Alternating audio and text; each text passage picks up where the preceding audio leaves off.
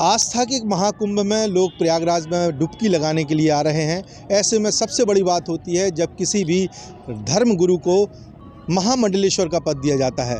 आज सार्वभौम महासभा के द्वारा महामंडलेश्वर का पद दिया गया है। किस प्रकार का ये कार्यक्रम रहा और क्या ये कार्यक्रम रहा, आइए देखते हैं इसकी कुछ झलकियाँ।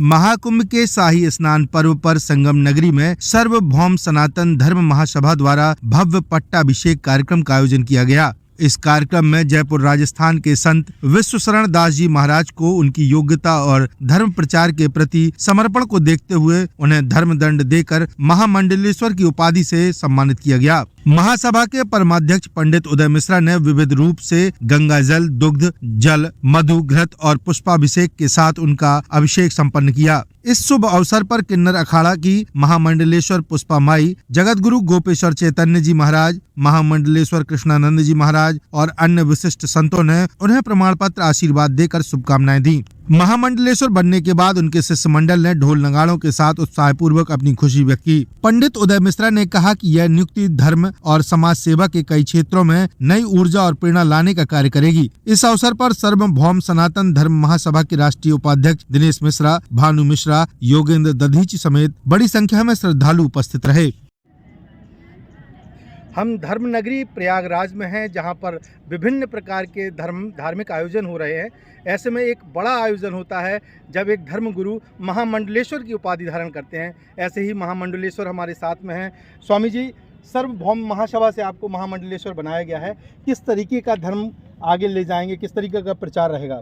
देखिए, सनातन की जागृति के लिए मैं पूरे भारतवर्ष में कथाओं के माध्यम से और उपदेश करके धर्म प्रचार करूंगा। और सार्वभौम सनातन सभा का ने जो मुझे उत्तरदायित्व सौंपा है, इसमें मैं इसको आगे बढ़ा करके सनातन का प्रचार प्रसार करूंगा।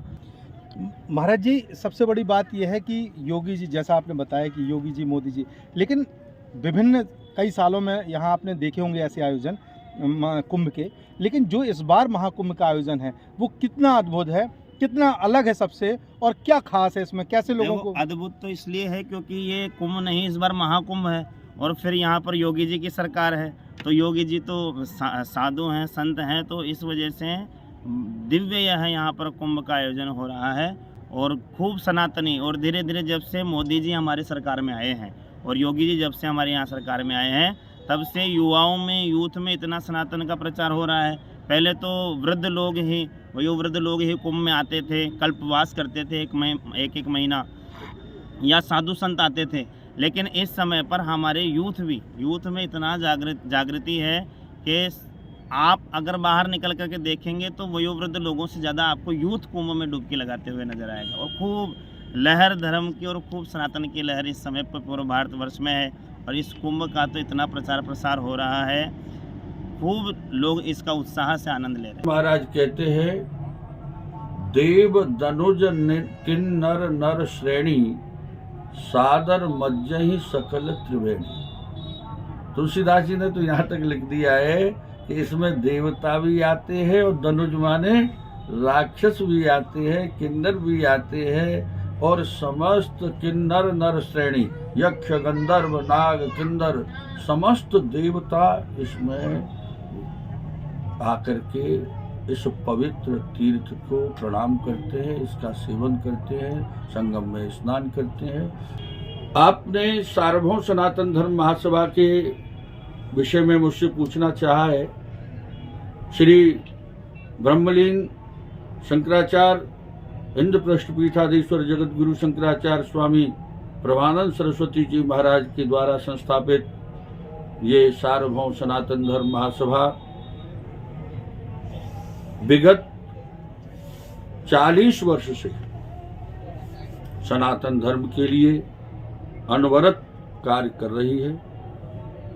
अनेक महामंडलेश्वरों को बनाना, जगत गुरु बनाना, परीक्षण करके उन योग्य विद्वान ब्राह्मणों को, उन योग विद्वानों को संत बना करके उनको ये उपाधि देना, इसमें मूल सनातन धर्म ही निहित है, उसका संरक्षण संवर्धन ही निहित है कि जिसके बारे में सार्वभौम सनातन धर्म महासभा महामंडलेश्वर और धर्माचार्यों के माध्यम से संपूर्ण राष्ट्र में ही नहीं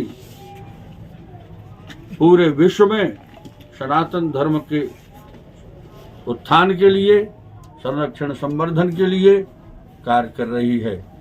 महामंडलेश्वरों को ये शपथ दिलाई जाती है, जैसा कि आज आपके सामने उन्होंने शपथ ली कि मैं सदैव सार्वभौम सनातन धर्म महासभा के मानदंडों पर खरा उतर करके सनातन धर्म के लिए प्रचार प्रसार करूंगा। हमारा उद्देश्य संपूर्ण राष्ट्र में ही नहीं अपितु पूरे विश्व में सनातन धर्म के उत्थान के लिए प्रयास करना है, क्योंकि सनातन धर्म अनादि है।